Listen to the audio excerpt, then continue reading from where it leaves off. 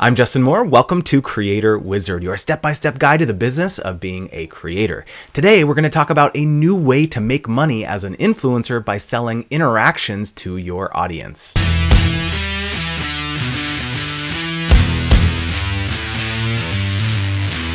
Before we get started, if you want insider tips on how to grow your business as a creator and diversify your income, click the link in the description to join our free newsletter and you'll get a downloadable glossary of over 40 influencer marketing buzzwords, acronyms, and lingo that every creator should know. So today we're going to be talking with Annie and Jason, who are the co-founders of Gemmy, which allows influencers to create a website and sell fun interactions to their fans. Welcome, Annie and Jason. Thanks so much for having us. Absolutely. So why don't you guys tell me a little bit about Gemmy and why you both started it? Totally. Annie, I'll let you kick it off. For sure. So I'm Annie, one of the co-founders at Gemmy. Prior to starting Gemmy, I was actually at Facebook. I was on the creator monetization team. I was leading their product called Stars, which is basically their one-time payments product. And honestly, we started because we were always passionate about the creator space. Jason's going to tell a little bit more about his background there. But yeah, let me first let Jason introduce himself quickly as well, and then we'll talk about Gemmy. Cool. Yeah. Hey everyone, I'm Jason. I was also in tech prior to Gemmy, so most of my experience was actually at Uber. I was a product manager there. I worked on a couple of products, but I think my desire to start Gemmy came from a very personal angle. I am also a music producer, not professional by any means, but have Don't always sell yourself short there. I think just in that experience, have looked up to so many artists and creators, and I think for me, just really craved interaction. And I think after talking with Annie, who has this great domain expertise from Facebook, I think we just realized that, there's so many great products out there, but it's still so hard for creators to monetize and for fans to get meaningful interaction. I think Gemmy was kind of born out of that, and it's been good so far. How did you guys, when I go on your website and take a look at some of the initial creators who are on the platform, how did you guys get them interested in when you were still kind of in beta? Totally. Yeah, honestly, for that, we just cold outreach over email and told them, hey, we're building this new thing. We want to make it easier for you to interact with your fans and also make money. And honestly, a lot of them we would just get on a call with, try to understand what platforms they're on currently, what gaps those platforms have, and just try to provide value as much as possible. That's kind of how we came to where we're at today with Gemmy, having this very flexible product where creators could offer basically anything and see what their fans actually buy. Yeah, I think honestly, the reason the outreach has been so effective so far is I'm sure a lot of listeners, and a lot of viewers here are creators, and creators are very entrepreneurial, I think. And if we're able to kind of pitch hey, Gemmy is a platform for you to grow and, empower yourselves to be better entrepreneurs, I think then it really seems like a partnership. Right. And so in doing kind of your market research, to create Gemmy and figure out what kind of product you could create to fill this gap, you've mentioned that Gemmy differs from kind of some other fan funding mechanisms like Patreon or Cameo or things like that, namely specifically customization and then also assistance to creators. So can you talk a little bit more about exactly how that's accomplished? Totally. Yeah, that's a great question. And I think honestly, the best part of Gemmy, and I think what the creators that we've worked with already have loved the most, is really the flexibility. So I think the key differentiator from Gemmy, from a platform that might restrict you to one type of interaction, like only shout out or only video calls, is Gemmy kind of lets you do all of that. And I think the main benefit there is at the end of the day, it's hard to know what your fans or audiences really want. And if you have the flexibility to learn, to experiment, and to grow, then you can almost use it as a way to test things out and quickly discover what your fan base actually wants. So again, I think the main thing has just been flexibility, and kind of tying to that point of not knowing what fan bases want. I think it's totally okay. It's hard to predict. So what we try and do with our early creators is we say hey, no worries. It's hard to know what fans want. Let's work together and figure out. So if your fan base is older, maybe they're more used to, physical goods and merchandise. Whereas, if you kind of built your following completely digitally on TikTok, maybe your fans would love to do, shout outs. And that's sort of very hands-on coaching, I think, is a big value that we can add. The reason we kind of like have this analogy of like creators being entrepreneurs is because like honestly, I think creators want to deliver something that their fans want. So which is very similar to how entrepreneurs and founders themselves also want to create something that customers want, but for founders, sometimes they don't know exactly what to build. And sometimes they might have some hypotheses that they want to test out. And for creators are the same way. They want to deliver value for their fans, but don't really know exactly what their fans would want. So having a platform where they can kind of try out different things and see immediately what their fans kind of like gravitate towards, it's I think that's where it's been very valuable for our existing creators so far. How do you accomplish that specifically? Do you create just like, do you A/B test like different landing pages with different offerings, or is it how do you do that? Yeah, so creators right now, they can create multiple different offerings. Like it's not like each page only has one tier or offering. Most of our creators have anywhere from like 3 to 5 different things that they're offering, and they can easily see which ones are selling the most. For example, like one of our creators, he's an actor, and he was actually on Cameo and wasn't doing too well. And on Jemmy, he started actually offering like autographed merchandise, autographed pictures, autographed DVDs, and immediately was doing very well. So I think for him, the learning was, I guess I have a kind of like an older audience base, and maybe they like physical goods more. That he wouldn't have known that if he was just on Cameo trying to offer shout outs that his fans didn't really want as much. The level of assistance that you're providing creators, like how do you do that at scale? Because obviously I would imagine like you're in beta mode, you're still kind of like figuring things out in terms of how to best help creators, but how does that look in terms of as you grow? Like what kind of tools are going to be available to creators or assistant? I've seen a lot of the creators say like, just having an assistant like help me stay on track. Like how do you do that as things grow? Totally. That's a great question. And quite honestly, in the beginning, I think our short-term strategy is just to do things that honestly don't scale. I think a big way that we've won a lot of our creators love, and again, an advantage we have as a startup and a small company is like, we can foster a very personal relationship. So any creator that's willing to try out Jemmy, we're like, hey, we're here to help you. We want you to succeed. Like, let's work together in almost this digital agent model and see what can work best for you. I think as we have started scaling already, we have, great data, not only within one creator, but also across user bases. So I think as we start growing, we can start making, smarter recommendations. We can build modeling around creator sizes and be able to predict like, okay, if you have X number of followers, maybe here's what would work best for you, while maintaining as much as possible, a human touch. Right. Interesting. Yeah. So, I often hear from creators that, everyone wants like other ways to monetize, right? Like that's the name of the game. You want to get off the kind of content hamster wheel, in terms of having to make content directly to make income and that kind of thing.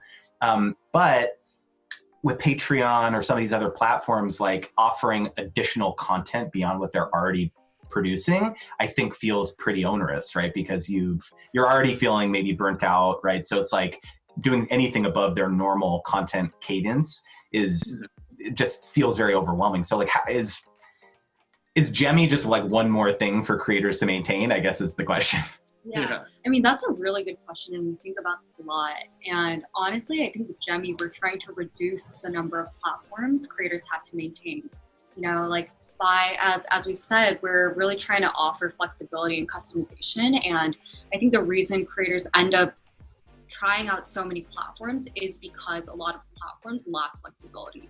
They can only offer, for example, one-on-one video calls. They can only offer exclusive content or only offer, live streaming. And honestly, I think for a lot of the creators, like you said, onboarding onto another platform could be just another thing they have to maintain.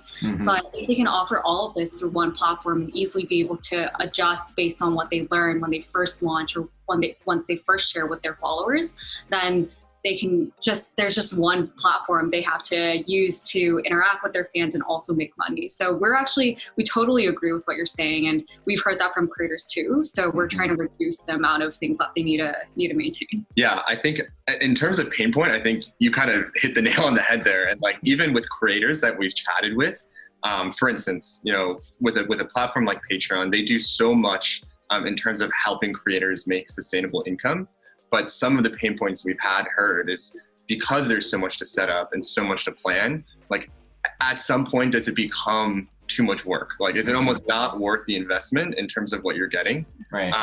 So I think what we've taken from that learning is like, hey, like first and foremost, Jemmy should be as simple and intuitive as possible. Like in terms of product design, like we want you to be set up in minutes. We want it to be low maintenance and kind of fit into your daily life, rather than taking it over. Yeah, interesting. Yeah, I mean, one of the trends that I think has been really interesting over the last couple of years is that, like, I think followers in general, or people who consume content online now, are much more willing to support people financially now.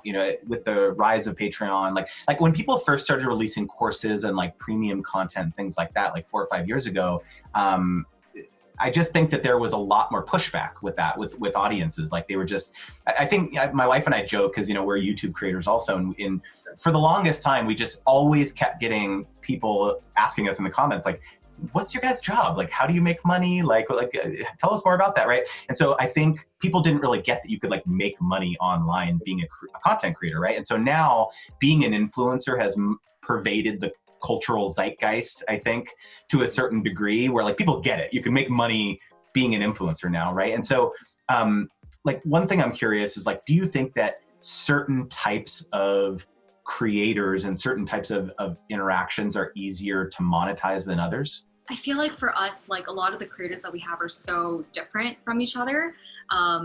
Like this actor is doing really well with autographed merch, but there's another creator that's pretty big, and he's offering like one-on-one virtual dinner dates. Mm-hmm. It's basically a video call, but by framing it that way, I think that's been something that his fans have really liked.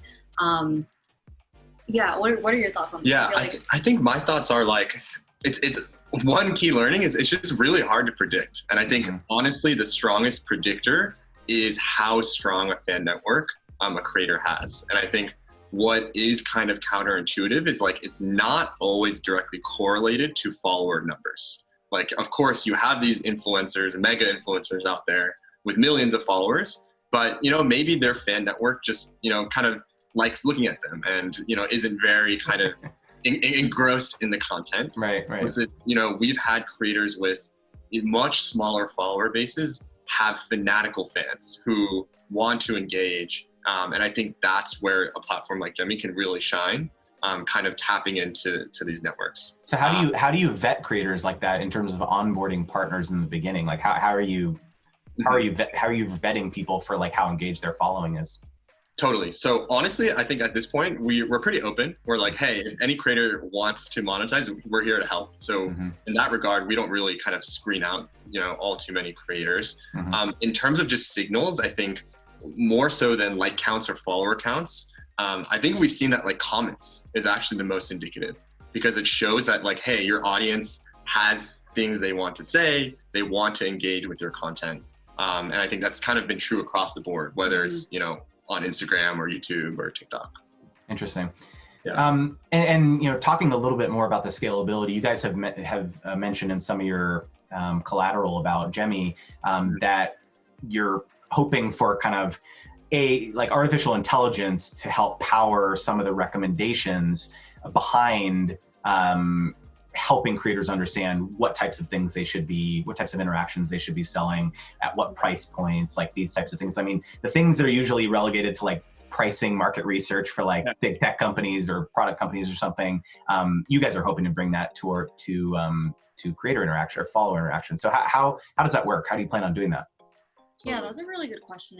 And honestly, for that, I think it's going to happen as we learn and get more data points. Obviously, already we're starting to get a lot.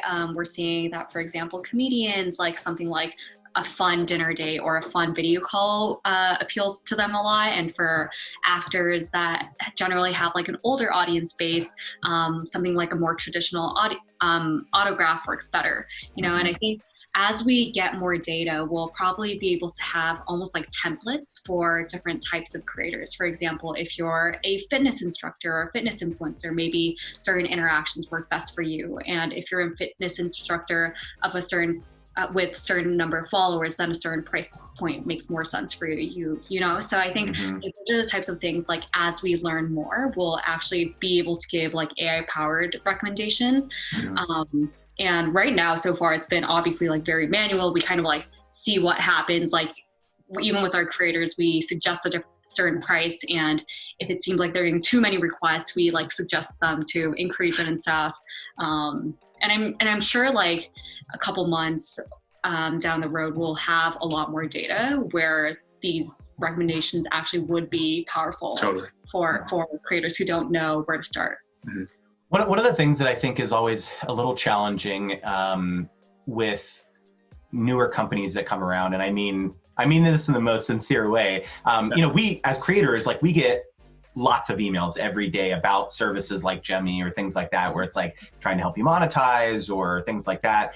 But at least from our perspective, we've always been a little leery because it's like, okay, what is this company? Are they going to be around for a long time? I think there's this kind of exposure risk of an influencer being like, hey, everyone who follows me, like, go check out this, you know, go check out my page on this new startup's website or whatever, like, and then not knowing, you know, there's just this risk, I think, associated with like burning a bridge with your audience if that company doesn't work out or the audience revolts and doesn't like, you know, the offering that is there or whatever. So how are you guys handling that? Or like, are you having creators ask you those types of questions when you're getting on the phone with them? Yeah, absolutely. That's great. And I think our kind of response to that is like, hey, like creator and their brands are so important. Like we want to kind of hold that to the highest standard. And I think, you know, because we view creators as entrepreneurs, I think we take that very seriously. We're like, hey, if our vision is to build a platform for creators, then like we are building to help them, you know, make their livelihoods. And I think how we kind of address any of these concerns is like, although we're a very early stage company, we do have a grand vision. And in the time being, how we approach product development and product releases is kind of geared towards making, you know, improvements as quickly as possible. So, you know, we try and build as much credibility around payments as possible. We're like, hey, like we want to provide you the most seamless and safe, like non-fraud payment, you know, processing possible.